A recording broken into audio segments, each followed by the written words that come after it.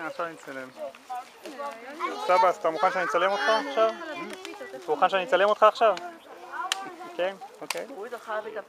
אז מה, לסיכום, מה אתה אומר? מה שראינו היה אותנטי, מדויק? פחות או יותר. כן, מה שראינו זה... אחרי שהיה אותנטי בשנת 40, בשנת 45. זה השתנה המקום, עבר הרבה גלגולים. יפה.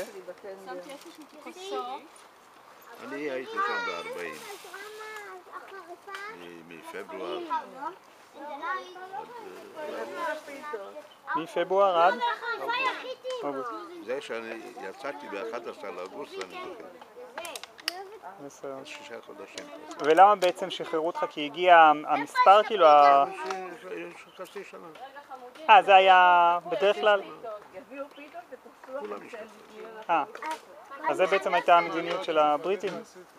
זה בעצם מה שהבריטים עשו, היו משחררים אחרי חצי שנה? בזמן שלך? בזמן שלך שחררו אחרי חצי שנה? ב-11 לאוגוסט, ב-12 לפברואר. לא לאכול מהפה. עכשיו יש פוליו, לא אוכלים מפני פה. 12 לפברואר הגעתי. שימי שם גם כפיות, תראי.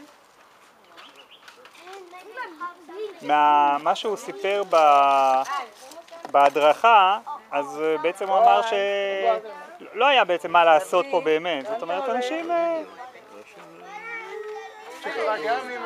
העבירו את הזמן. לא הייתה ככה. כן. אכלנו 3 פעמים ביום.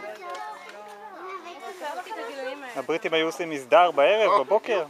היו עושים מסדר בבוקר, לראות שכולם פה, ולא היה מסדר. לא, אני לא קניתי חריף. ישראל, תראי לי משהו.